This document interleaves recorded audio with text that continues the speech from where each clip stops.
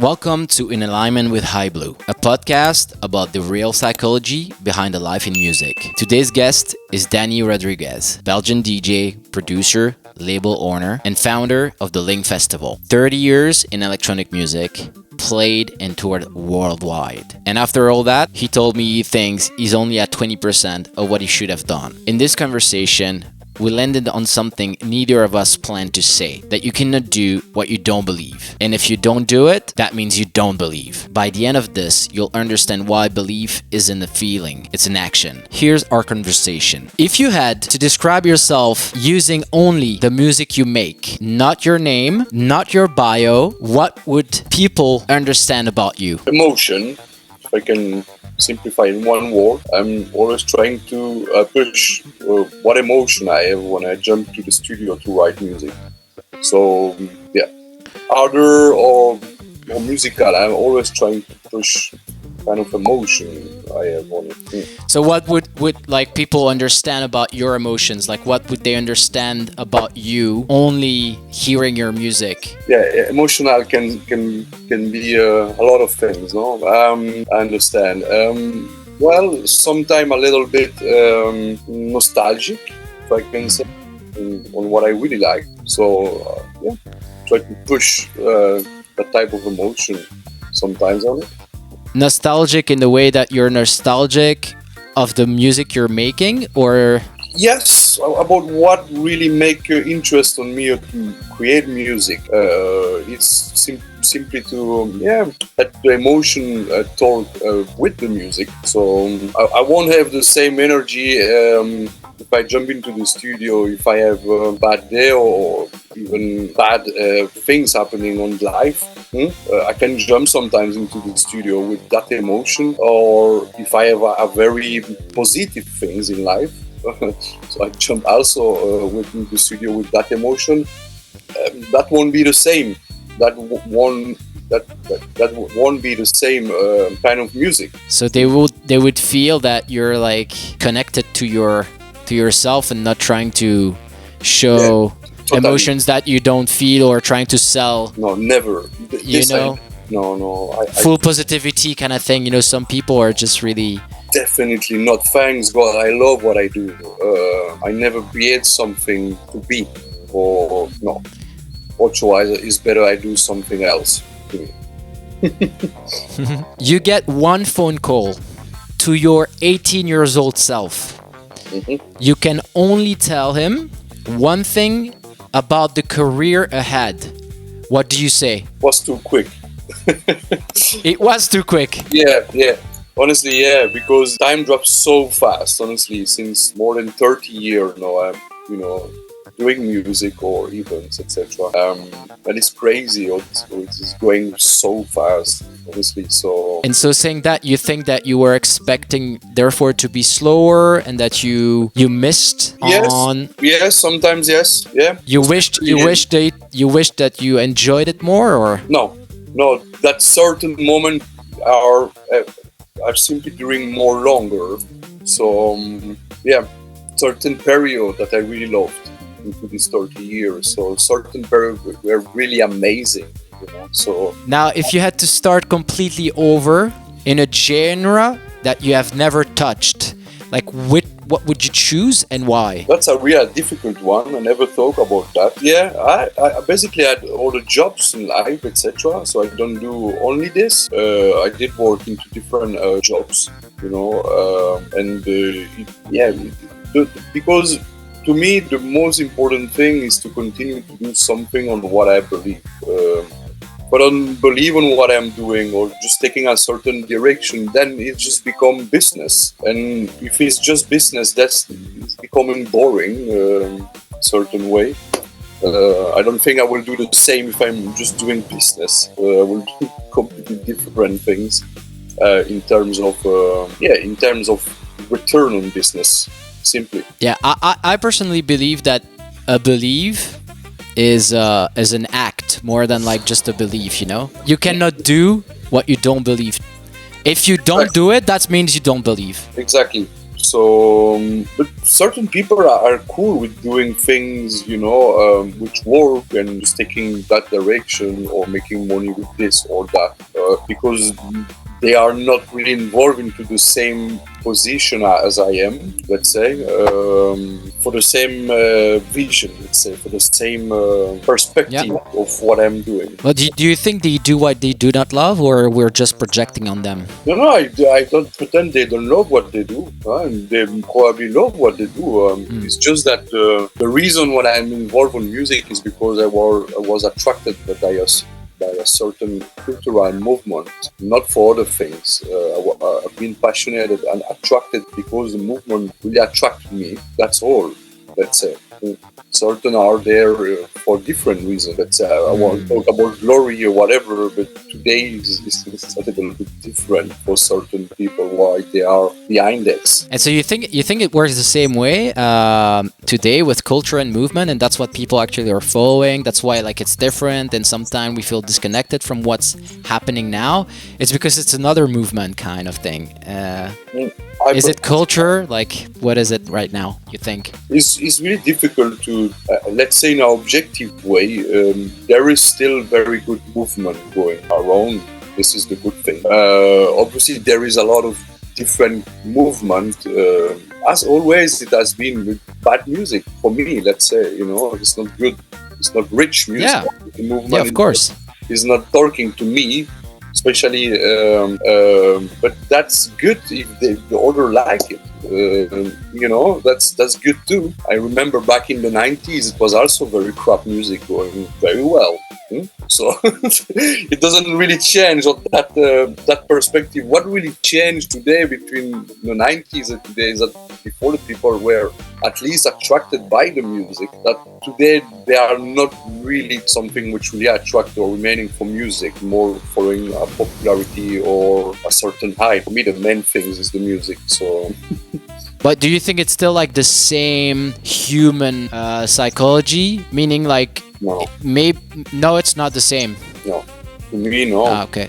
No. Before we were into a completely different period. Let's say, look, for example, in Belgium, how many clubs were around Liège or around Brussels, etc. How many closed since the 90s? Can you imagine? It's just crazy because the movement completely goes down also. So let's say for certain reason, not especially the movement itself, but probably more the authority which wish it's like that, because it's so many close, and you see that some very famous one, the politics are trying to close for problems, etc. But well, this is always it's going into the filters. It's a lot of So pretty much you think that just people lost touch of the essence of what actually is music and stuff.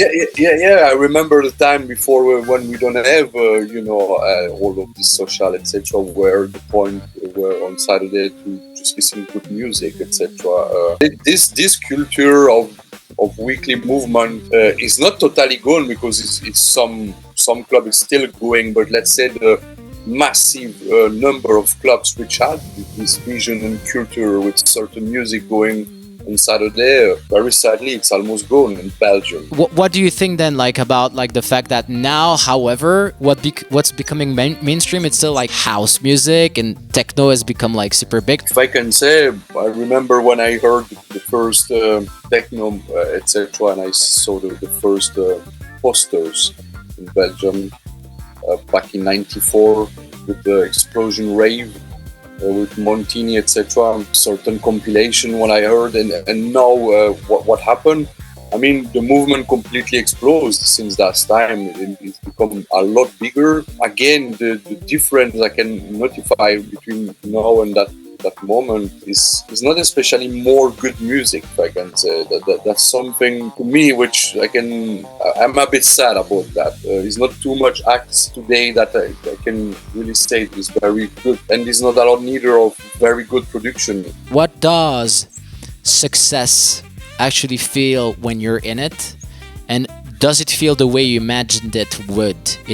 Success can be a lot of things.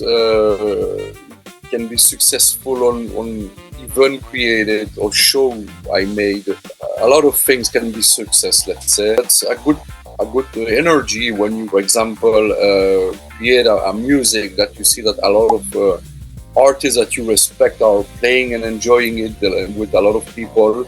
That's a good thing, good success to do that today. Playing as well in spot that I really liked, that I was very honored to be invited on several spot. I had the chance to play. This is good. That means for me, good energy and on successful spot where you play, or a good music release, or good events.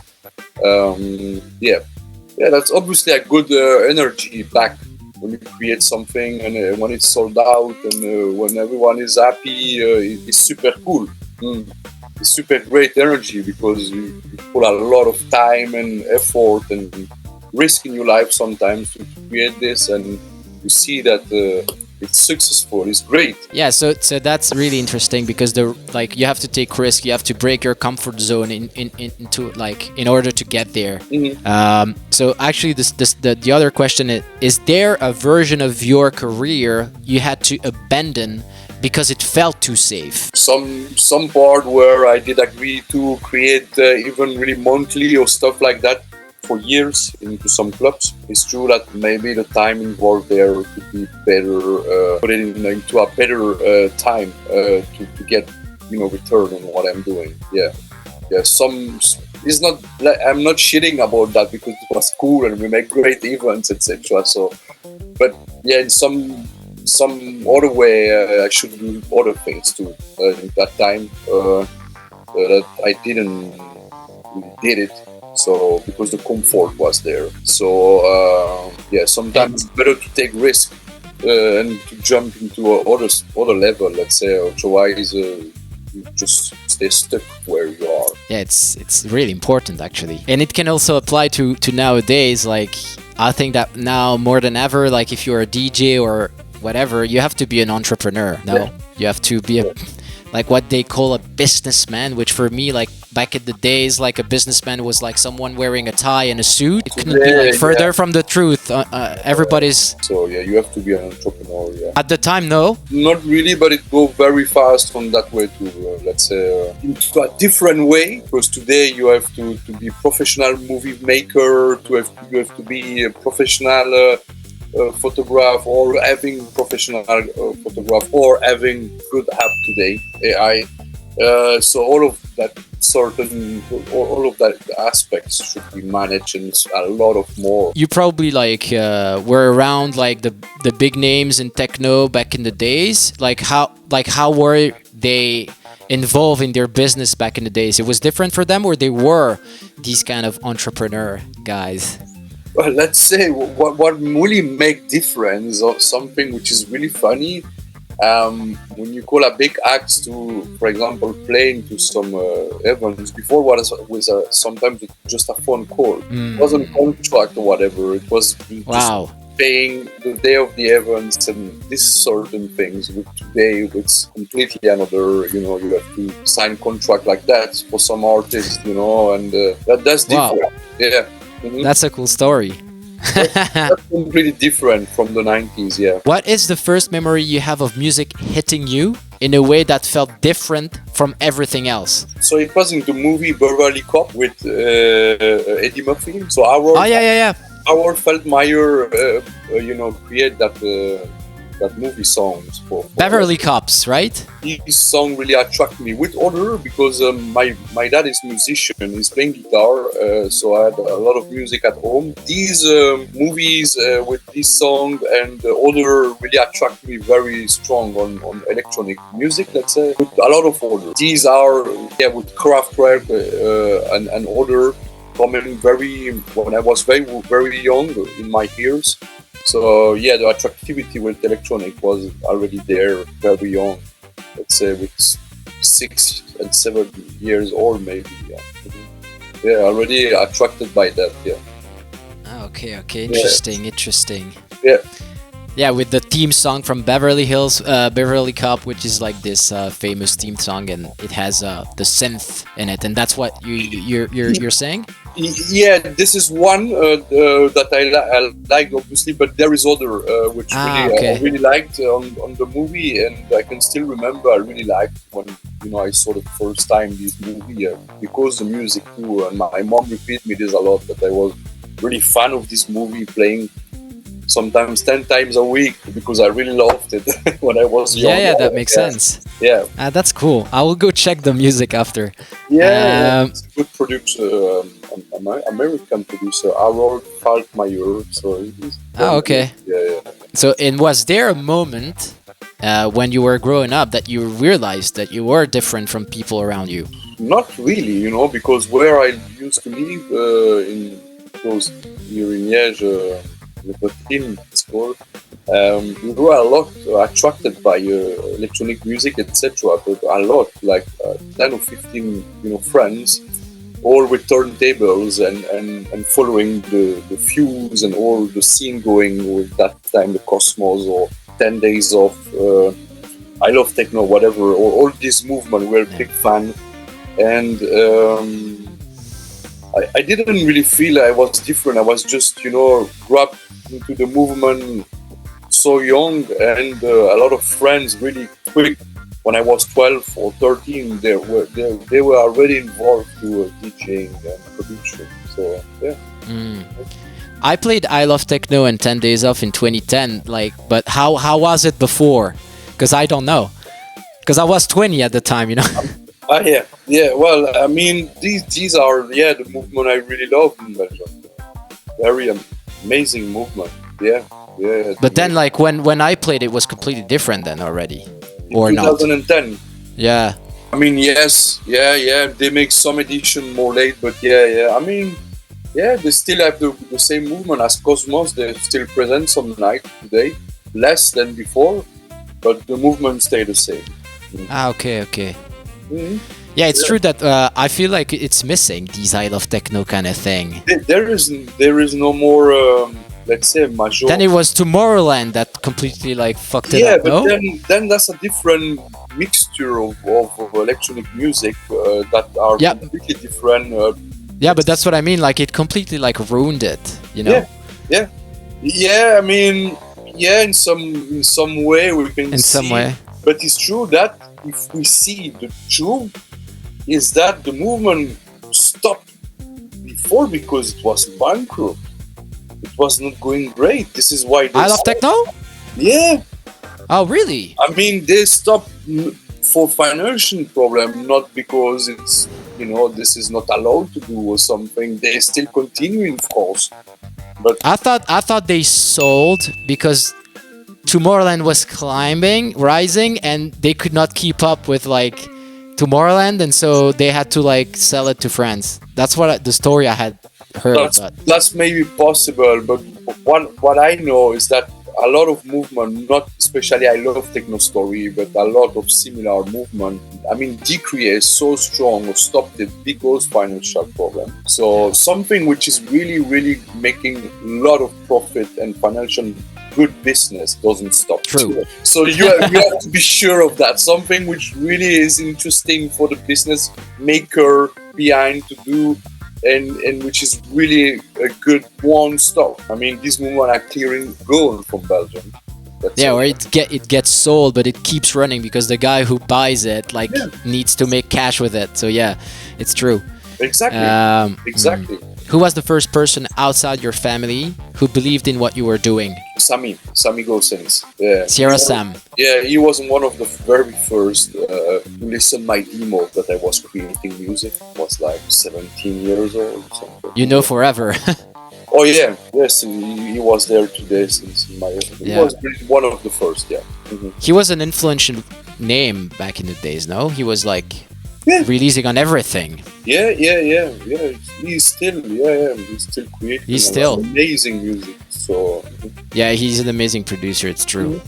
Really musical, Yeah, I mean, one very good producer. Yeah. Was there something you had to learn from your childhood to become who you are now? Yeah, if I can let's say it's the age is also learned, but because the age sometimes before I was just one thing's going too quick, just like that, and no, I have more patience, I'm more easy, and when I do something, Wisdom. I just take time to think, etc. Before, not really. When something was in my head, I just go straight forward, and not really. No, I think, I refuse things, etc. To do. Wisdom. If you're honest, how much of what you're building today is for you, and how much is still for someone from your past? Oh no, this I don't really have. No, not really to prove to someone from the past or to me. Not really, no. Good things is I still, really love what I'm doing, and this doesn't change since, all these years. So that's the cool thing. So is there a chapter of your life that you haven't made peace with yet, or not actually then? Well, yeah, a lot. Yeah, I'm someone which really have, always bigger goals in life. So I always try to see more things more big. So yeah, I think we are just maybe at 20% of what we should do with with my personal music or the events, etc. We just at the beginning. We just push this. Just getting started. Yeah, honestly, yeah. Amazing. This is what I'm thinking. Yeah. What is something you used to be ashamed of that you now see as your biggest advantage? There is sorry, but no, not really. No, I don't have something to be ashamed that today is. No, not really. No, I don't have. So you are saying that obviously you have always bigger goals. What would have to happen for you to generally feel like you could stop pushing? It's very simple. Let's say the financial possibility you have. That's really something which I've been missing a lot. For 30 years. Financial foundation bigger. Why didn't you create that? The movement with Link, for example, came into a certain vision to push on stage artists I personally like. That's it. This is it. All artists which come on the concert, this is artists I really like. Don't do the opposite one day, That's it. Yeah, you chose alignment over money. Yeah, exactly. But I mean, obviously, when the foundation are bigger with money, you can also, get a certain bigger return. Let's say also. So that's all also because when you want to do this as your job, as your daily job, and live with that, you have also to meet some expectation. Otherwise, it's simply not possible. Do you do a lot of social media or not so much? I'm working for a community with a community manager for Link, which do a lot of things that we guide to him. It's not really self-managing all. But yeah, obviously we must do. Today, before it was running the poster in the street, and today is running campaigns. This is all about today.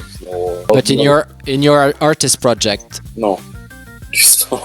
I can't do that, and even I was, introduced with some Amsterdam really good agency for bookings, etc. And the agent was really clear to me.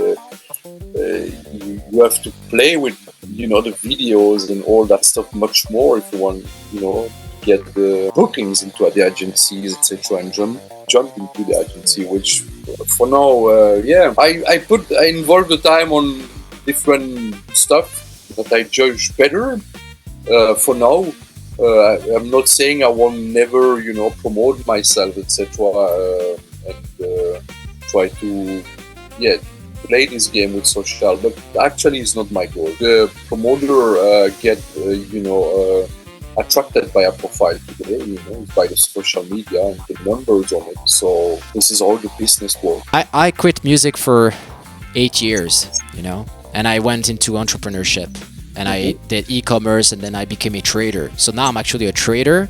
Okay, But cool. since trading isn't taking much of my time anymore, like on the side, I started building businesses for fun, you know? So I'm coming back into music, and I'm not doing any music. I'm just doing content, because basically that's all it has to be.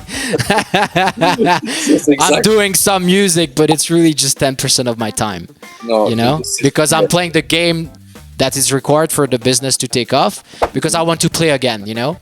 So, but yeah, I understand that people feel disconnected from it, and I'm just like fine with it, because I love business, I love entrepreneurship, I love marketing. Like, I'm passionate about other things than music.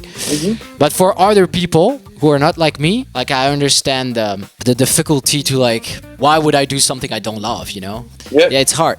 That's all about. I mean, it's all about doing things that you still love. That's, to me, the most important things. Otherwise, it means that I should do something else. Like I said, to me, yeah. But I didn't imagine at all. So yeah, I think that ultimately, it's doing the things we love. But like, when we're trying to create something and build a vision, like, we really need to expect the right version of the vision, because sometimes, like, I personally, you know, went into entrepreneurship, built a business, and then the life I had with that business when it was working was not the life I wanted. Yeah. Because you're like, whoa, I want this, I want this, I want this. Yeah. I mean, I understand in some way what you mean. Yeah, I understand. Yeah, obviously. I mean, when the involved or in the time are still wars to do, I mean, into musical business or musical creation, is good when you still can live with that, because that's a point that really should meet, or that you should still live with it, etc. So in some point, yeah, I mean, I was not afraid to do other things too, as business manager for vacation home or stuff like that. I mean, it's good too. But it's true that I was not spending the time or I wish, but I mean, that's different. If I must do it, I will do it. That's not an issue. I mean, I can still produce when I am back from work, etc. So that's not really an issue. That's what I made. So yeah. Yeah, you have to find balance. You know, you can't love everything that you do. You know. Exactly. At the same time, you have to like the macro, like the idea, the vision needs to be really aligned with who you are. That's why I make this podcast. It's because, like, if I do something, then I need to talk about something that's aligned with me, and it has to have a purpose bigger than me, because I can never do something I don't love. But at the same time, it requires from me to do many things that are in the micro and the tasks that it's not that I enjoy it as much as I enjoy the vision, right? I understand. Yeah, that's quite the same for me. Yeah, so doing what you love means the vision. Yeah, everything to me. Yeah. So and the music industry at the moment doesn't really reward the talent of music, right? That's not really new. I mean, for this. That's not new. That's not new. No. I mean, not. Now we are into a period which is completely exaggerating on this side, because that's not really new. No, it's worse. No, it was much better before, let's say. What part of, like, the back in the days kind of thing was like pure talent and was not? It's very simple. The music I personally buy on in that time was because I heard that music, let's say, much a part of the time, and I was attracted by the music without to know all the faces looking, because I heard the music. I know it's cool. Okay, this is this artist, but I don't know, is it looking? This was, a very cool part when you finally discovered that record that you so much wish, and that it was not that easy to find it as today. Let's say what you say is true, but I don't think before it was better. Different. Somewhere, It's funny that you say that, because I am doing on my Instagram, I do like a lot of samples. I just go like and share the samples, the original samples. The point is, when I find out the sample, even like a Daft Punk one that I didn't know about, and I listened into the Daft Punk and I was like, oh, actually it's not that good. The Daft Punk. You know, you hear like the flaw. Differently, Yeah, and then I'm like, now that I like look for these things, that I'm like focused on searching, and I'm like 36, and I was listening to it when I was like 15. I feel like, wow, actually, you know what? At the time, I was actually liking the brands also. You know? Yeah, I mean, because I hear the music differently now. Of the things that I loved at the past, like I was really attracted not only by the music. Yeah, I mean, but that particular part of, cutting a part of another records to get new records, I mean, I think it was very fluent in that time because the major sampler, Akai and other developer making incredible way to treat the wave format samples that you have. I mean, a lot of hits been ripped by other stuff, and not only electronic music. Just it's true that when you discover it, the moment when you discover it is a bit okay. It's less sexy, that's right? Not good. I mean, that's definitely not good, or definitely not. But talk about Daft Punk, I think these guys have, a certain genius way to work. Also, the father behind them have a genius way to work on sounds, simply. And let's say the samples, because I heard a lot of samples, they grab, on all the big hits. So, but they treat in a very cool way, that working much better than the original. Good way, that's fantastic. True. Let's say. That's super cool when it's used because there is tons of records with very bad using samples, and this is not good. But they use in the right way to me. Yeah, super cool. Yeah, I mean. But you think that their brand did a lot as well? I mean, no. To me, their music talk to me. Yeah, really. They make incredible things to me. Honestly, they were.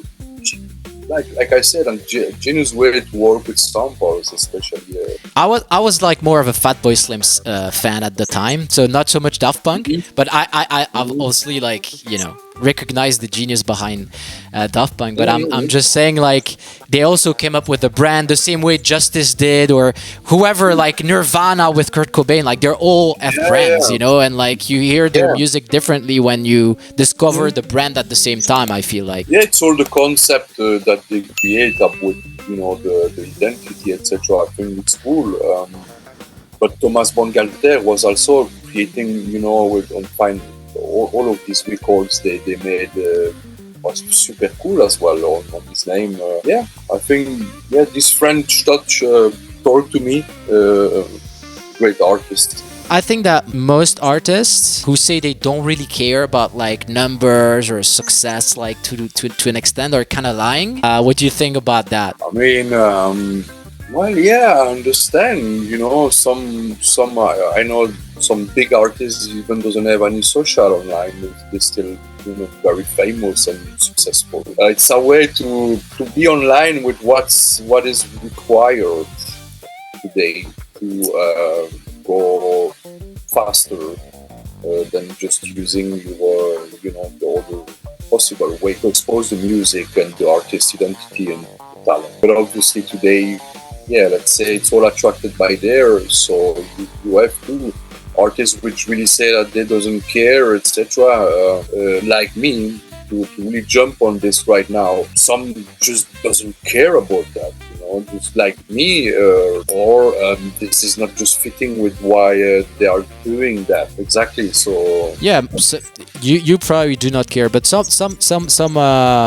I think that some artists are like hiding, and still like a bit negative, and they wish they could be bigger, I guess, but they're still not doing it. Obviously, obviously, that's really something, and also this is an investment, let's say, in some way, because today it's a little bit all managed by the bigger credit card, which you make on these ads, all these promotion to get profile bigger. That's really the curve you want to take. If it's there for the glory and the things, if you're here for the jump, then it's better taking this way. If you're here for passion about what you are doing, and creating, that's not the way you should take. You think it works when you just do it for the glory? Yeah, for some people, of course. Yeah. I can give you 1,000 examples, but I won't do it. But of course, yes, of course, and it's working. Yeah. I mean, yeah, totally, yeah. Mm-hmm. Yeah. And I'm not saying that the people, who is working, they are, not doing something they love. And that's very important too. The way, to arrive there is probably different. But, so do you think that these people who do it for glory, they still love what they do, but they just really try to make it happen more than that? That's what you mean? Exactly. I mean, okay. Exactly. Okay. Yeah. If you are pushed by different motivation, you will probably do different things to arrive, to where you want to go. So definitely before it was the only music which gig is. You make a big hit, you talk about Daft Punk, if you see their first hit, they really, it's a lot for a lot of people, like that. Back in the days, the only key was the music, which can propulse the artist on the top. That was the only thing. Right now, obviously, there is a gamble with the social numbers. So, biggest numbers and the bigger attention on both social, you get the biggest number you can get on gigs. That's all about for today. Or it's just gonna last 2 months. If it's just a viral moment. Yeah, for some you can't build something long term like that, no? If it's just a viral. For some it's very quick. For some it's staying, and because they build something very big. And, I mean, some are just building for years and then they have their viral moment, Yeah. Mm-hmm. Yeah. Those exactly. are the ones. Mm-hmm. Yeah. Mm-hmm. All right, cool. It was interesting to hear the perspective of someone who experimented a period I haven't. Yeah, it's true that I'm feeling lucky to be driving by this by this moment. Very amazing. I'm still driving today by this. Hoping to see more on the stage, interesting acts, etc. Yeah, there is still very good acts, thanks God. I'm not saying that it's all crap because of digital today, but the art with behind decks I discovered back in the days is definitely something else today. I mean, the acts on the biggest stage, etc., are more spending time to just put, the hands in the air to really try to create something interesting on the art. Yeah, it's what you feed the market with, because if you feed them with McDonald's, all they eat is McDonald's. They'll eat McDonald's, and then you can make them drink water. They're like, whoa, water. What is this? Give me sugar and Coke. You know what I mean? Exactly. Yeah. So if you're used to the warmth of the analog synth, you come from a period where it's has more soul, then when you hear the new stuff with no soul, you're this is the thing I was saying before, that when a certain age become more and more obvious to the people which knew the scene back in the 90s or whatever. It's becoming very obvious that this is completely another picture today. And I agree. Yeah, because the new people, they can't really compare as much, No. Because I was listening to even the 2010. So when I was touring at the time, we were 25 between 2010, the electronic more kind of scene which I was part of. Mm-hmm. Even then, when I was listening to the music we were making, I felt like it was cold. And now when I listen to it now, I feel like it's warm. Yeah, of course. Yeah, I know what you mean. Yeah. So at the moment, it always feels like. Well, I know what you mean. Yeah. Well, all right, cool. Man, it was cool. It was cool to speak. Thank you. When will be your next event? The event is in Liège Airport on October 10 with Jeff Mills, and yes, and we have another event going in Maastricht on November 14 with Dave Clark and DJ Hell. Dead Mouse? Dave Clark and DJ Hell. Oh, Dave Clark. Yeah, I was Dave like Clark. Dead Mouse. No. Dave Clark and DJ Hell. Dave All Clark right. and DJ Hell, yeah. And airport is Jeff Mills, Matthew Johnson live, and Tasha Brush. Matthew Johnson is one of my favorite. Yeah, definitely. It's the first time that he come for Link. I'm very excited. That's one of my favorite artists. Yeah. He's from Canada, no? Yeah. He used to live in Berlin, but yeah. Yeah. Because he does everything with Zip and like Perlon and stuff like that, no? Yeah. Exactly. Zip is my favorite DJ. Like Perlon is my favorite stuff. It's not the thing that I make because it's not me, but that's my favorite stuff. Yeah, he's an amazing producer and making amazing music. Like one of my favorites ever. Yeah, very nice producer, good energy on the song. And his live shows are amazing as well. Yeah, exactly. So still it's really, very good artist. you have to. It makes you dance. Yeah, exactly. So yeah, definitely. Yeah, amazing atmosphere he's creating at the time. So, very excited. Amazing. So be there in Liège for Link Festival. At the start of this conversation, neither of us knew we were going to land there, but we did. You cannot do what you don't believe. And if you don't do it, that means you don't believe. After 30 years on the road, Dany Rodriguez still thinks he's at 20% of what he should have done. That's not frustration. That's alignment. If this hit you, the most useful thing you can do right now is hit follow. That's literally what keeps this show alive. See you next week.